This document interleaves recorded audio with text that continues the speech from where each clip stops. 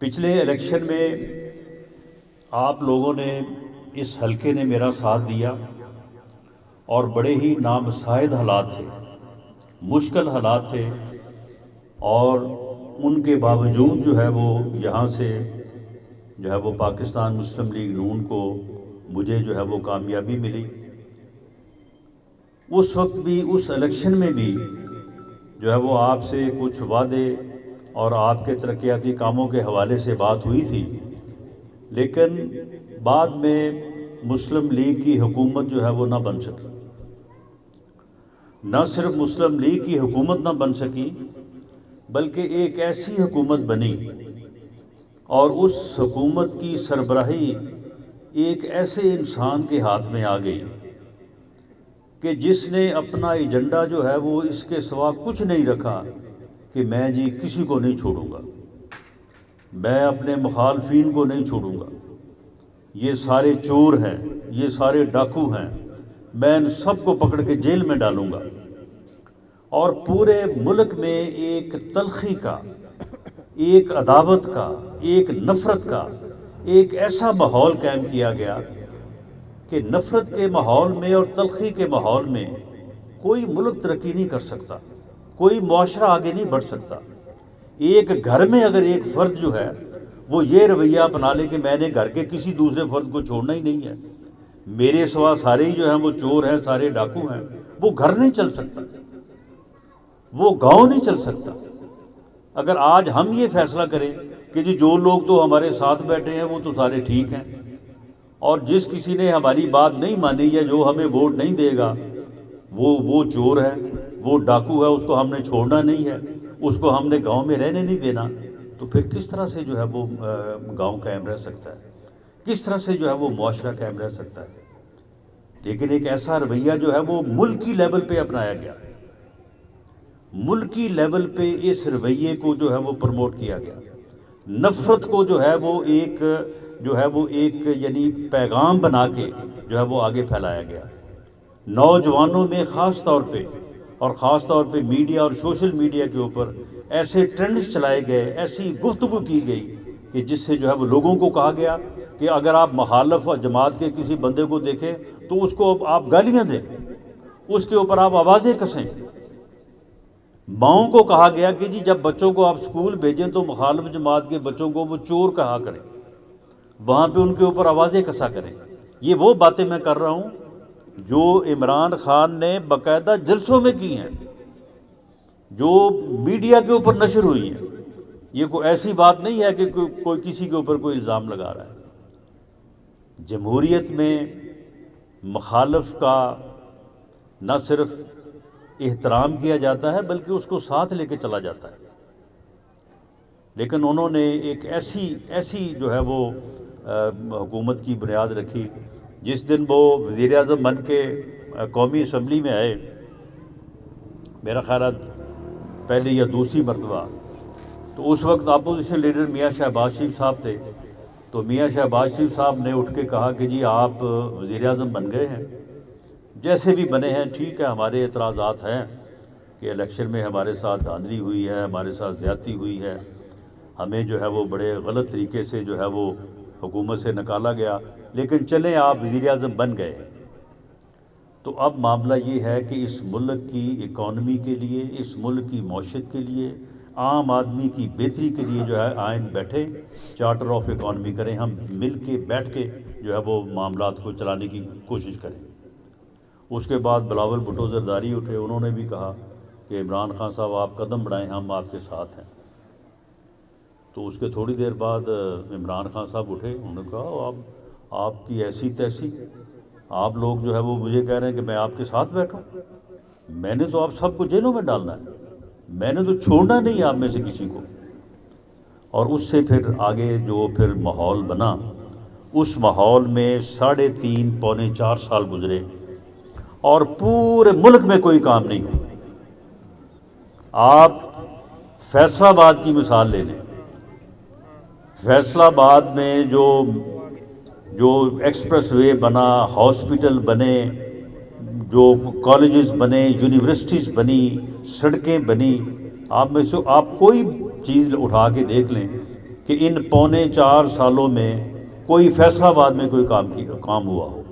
آپ اپنے حلقے کو لے لیں، یہ بائی پاس جو ہے یہ اب ہمیں موقع ملا تھوڑا عرصہ کے لیے، تو یہ بائی پاس جو ہے یہ اب بنا ہے، ورنہ جب میں 6 سال پہلے یہاں پہ الیکشن لڑنے کے لیے آیا تھا تو اس وقت بھی یہ جو بائی پاس ہے موٹریبل نہیں تھا.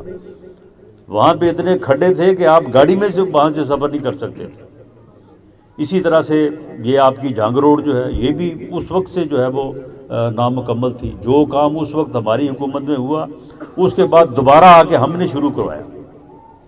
تو پونے 4 سال میں کوئی کام نہیں ہوا پورے ملک میں بھی، اور نہ فیصل آباد میں، نہ کسی حلقے میں، جس کے نتیجے میں ملک جو ہے وہ بہت بری طرح سے معاشی بحران کا شکار ہوا، مہنگائی میں اضافہ ہوا، اور ملک جو ہے وہ ڈیفالٹ کے کنارے پہ پہنچ گیا. اس کے بعد عدم اعتماد ہوا، اور عدم اعتماد سے جو ہے وہ اس سے جان تو چھڑائی گئی، لیکن جان اس نے پھر بھی نہیں چھوڑی. پھر بھی جیسے ہی اس کے خلاف عدم اعتماد ہوا اس نے کہا جی میں اسمبلی سے باہر، میں نے اس اسمبلی میں بیٹھنا ہی نہیں ہے. یعنی اگر میں وزیر اعظم رہوں تو اسمبلی ٹھیک ہے، اگر میں وزیر اعظم نہیں تو پھر میں نے اسمبلی میں نہیں بیٹھنا. اور اس کے بعد جناب وہ دوسرا کام شروع کر دیا. میرا خیال ہے کہ اپریل کی کوئی 20-21 تاریخ کو جو ہے وہ کیبنٹ نے حلف اٹھایا.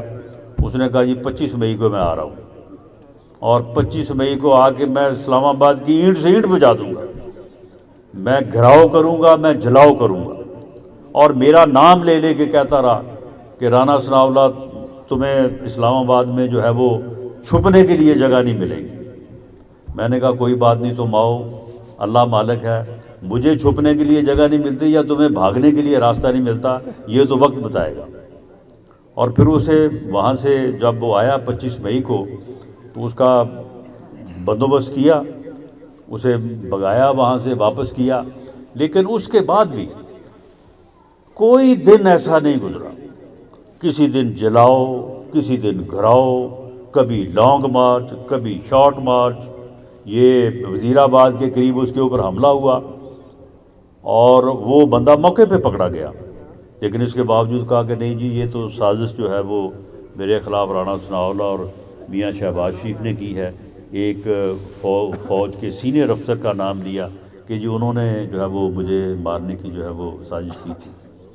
اور اس کے بعد پھر 26 نومبر کو میں انسانوں کا سمندر لے کے جو ہے وہ آؤں گا وہاں پہ راولپنڈی میں.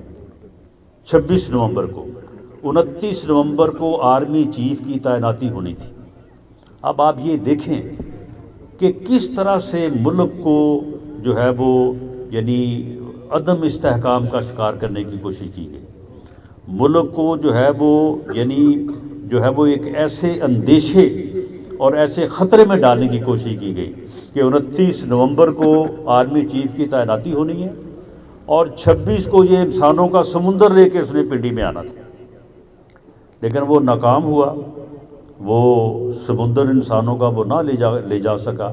لوگوں نے اس کا ساتھ نہیں دیا کیونکہ اجتماعی طور پہ لوگ اس قسم کی جو ہے وہ فتنہ گری کو پسند نہیں کرتے، اس قسم کے فتنہ اور فساد کے ساتھ کھڑے نہیں ہوتے.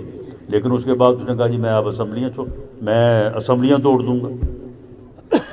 پنجاب حکومت اس کی تھی وہ توڑ دی، KPK کی حکومت تھی وہ توڑ دی.